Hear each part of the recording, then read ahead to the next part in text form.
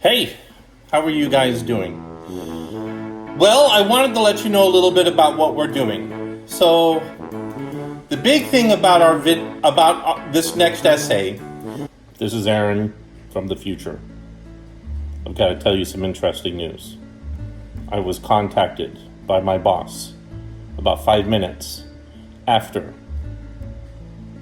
I just finished recording the video, and there's a possibility that we might do our class on Wednesday on Zoom, because there is a meeting on Zoom that I have to go to at 12. And so if we do the class meeting on Zoom on Wednesday, if I'm trying to negotiate something, then we will meet on Zoom. I'll send out the link, but we'll do it instead of at 12:30, we're going to do it at 1. Okay? So I hope that works for you guys. I'll let you know for sure. Be prepared. Okay? All right. Bye. It is going to be a 1,500 word essay. So 300 more words than the last essay. And if you remember, the last essay was a 4-part essay. Well, this time we're going to do a 5-part essay. 6 is coming later. So in a 5-part essay, it's pretty simple. You have all the components that you've already been doing. So you have the introduction, you've got your review of literature, you have your support paragraphs, and then right here, you've got your conclusion. So 1, 2, 3, 4. Well, now we're going to add a 5th thing. So we're adding one, comes right here. And that's your counter-argument. That's where you're adding something that disagrees with your main premise. Okay, so a counter-argument in this case is something that disagrees with your main premise, and then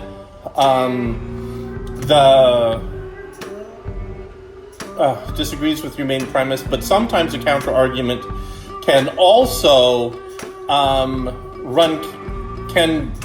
run counter to another piece of evidence that is supporting what you're saying. So that is pretty typical about what is going on with a counter-argument. It's either running against your main premise, and that's typically how it's done, or your counter-argument argues with one of the other pieces of evidence you have. Maybe not your main premise, but against somebody else.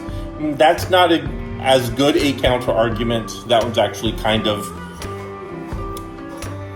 Anyway, so 1,500 words, okay, 1,500 words, and then a 5-part essay, 5-part, remember, we had 4, plus a counter-argument, okay.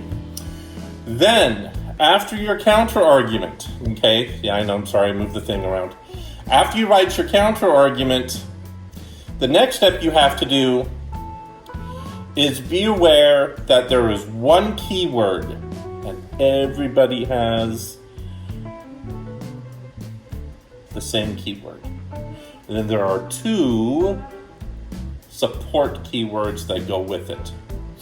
So all of you guys have same keyword, exact one. Nobody is different.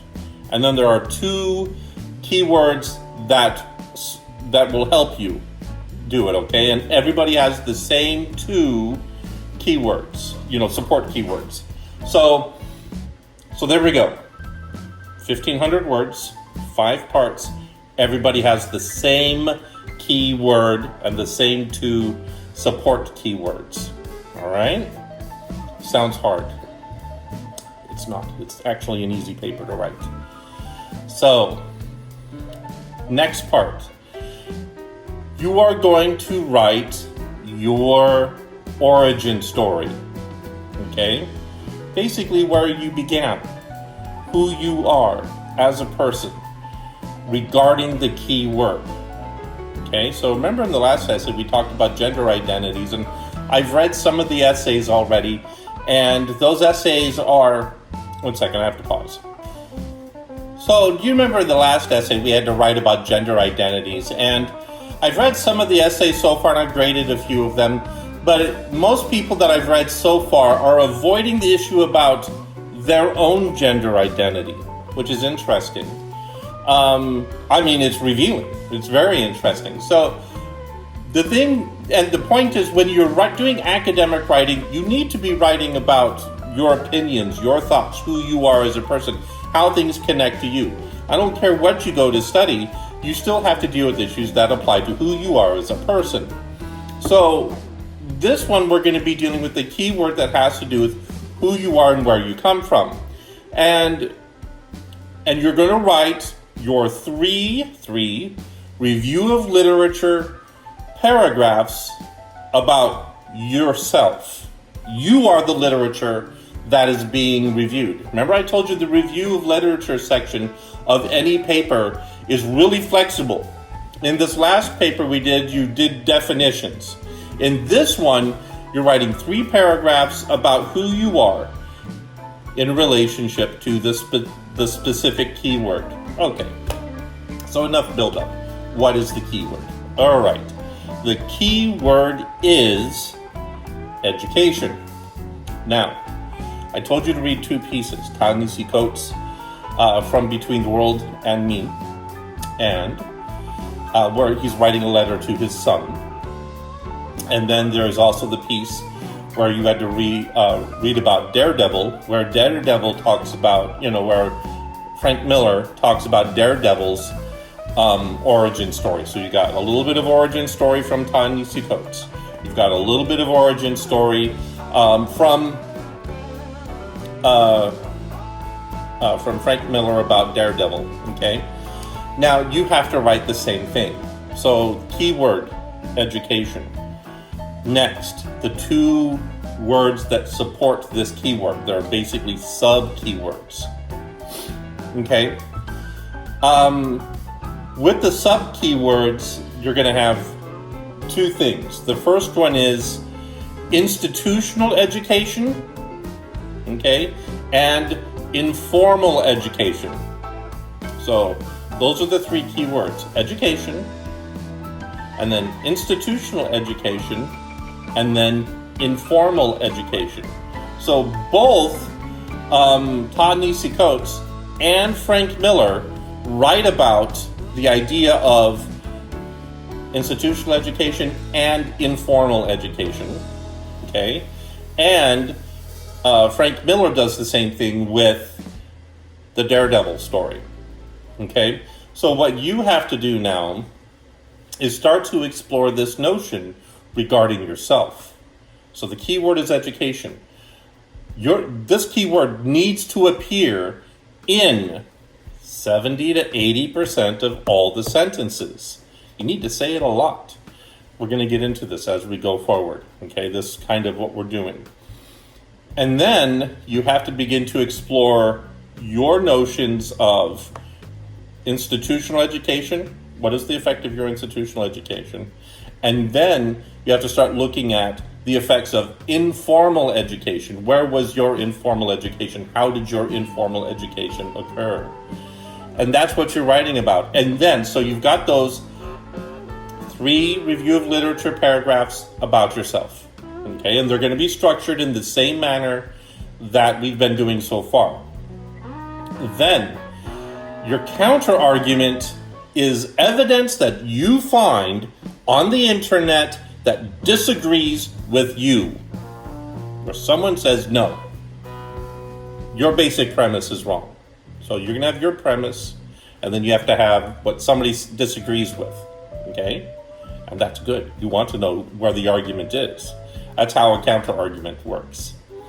So, regarding the support paragraphs, this is where it gets interesting, because you actually have to have, and I want 6 support paragraphs. I'm letting you off. There's a formula I'm going to teach you, but I'm going to let you do 6, as opposed to the 7 that you should do. So, with the 6 support paragraphs, okay, we are going to structure those support paragraphs in a specific way, okay? You're going to have 2 that are going to, so all 6 of those paragraphs, okay, are going to have quotes in them, Okay? You have to have quotes from Ta-Nehisi, and you have to have quotes from Frank Miller. Okay? Your counter-argument is going to have a quote that you bring in from somewhere else. Okay?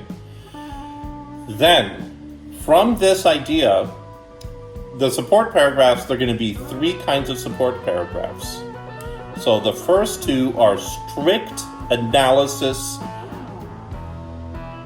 paragraphs, where those 2 things are going to use evidence from Ta-Nehisi or Frank Miller that supports your premise directly. Okay? Then you're going to have 2 paragraphs that go into further detail about either institutional education or, informal education. Okay? And then your last 2 paragraphs are going to have implications. What are the implications for your education and who you are as a person? I just got a text. All right, and then, so those are those paragraphs. We'll go into more detail about this. All right, and then you've got your counter-argument paragraph. Your counter-argument paragraph is going to be, like I said, something that runs directly opposite your opinion. And then you have an introduction and a conclusion. Okay? Did you count how many paragraphs that is? 12. Remember in high school you had to write, 5 paragraphs? Well, yeah, gone. Gone are those days. You're going to need to know how to write. In this one, you're going to have to write 12 paragraphs. Please, no one write a long paragraph. Don't do it. Okay? All right. So, that's that. So let's practice this idea of a counter-argument and how counter-arguments work. All right? So, in your